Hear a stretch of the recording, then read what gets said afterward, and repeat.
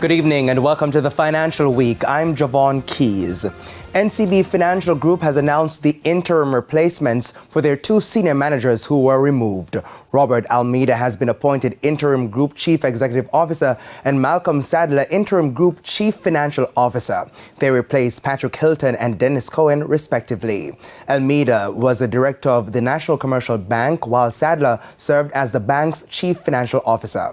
NCB Financial Group says the appointments are subject to regulatory review. The group also announced that former CEO of Scotia Group Jamaica, Bruce Bowen, has been appointed special advisor to the interim group CEO. NCB Financial Group says it will continue its search for permanent group CEO and CFO candidates. And to note, the NCB Financial Group stock has made ground since the various leadership changes were announced this week. On Monday, it closed trading down 8 cents at $65.08 and ended the week at $73.53, an $8.45 increase. To some other news, Minister of Skills and Digital Transformation, Dr. Dana Morris Dixon, has responded to suggestions by some private sector groups for Jamaica to look at the importation of labor to fill gaps in the labor market. Dr. Morris Dixon says before such a decision is taken, an assessment of the labor pool has to be done. I know there is a significant number of people who are outside of the labor force, and we have to understand that group.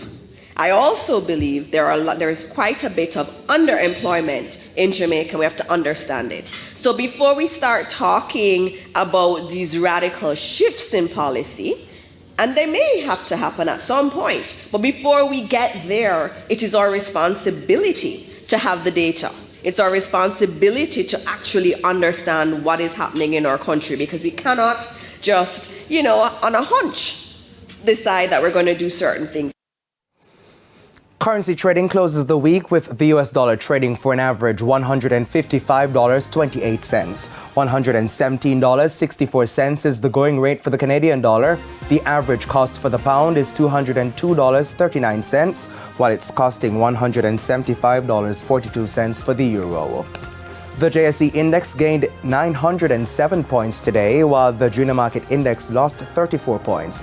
Among the 46 winners were T-Tech, Epley 7.5% preference shares due 2024. 138 Student Living Jamaica variable preference shares, the company's ordinary shares, were next, and KLE Group ended the top 5. Now 53 losers were there today, and cargo handlers led them. Siboney Group, JMMB Group 7.25% variable cumulative redeemable preference shares, Trans-Jamaican Highway 8% shares, and First Rock Real Estate Investments.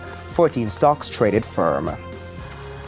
And that's the Financial Week. I'm Javon Keys. Good evening.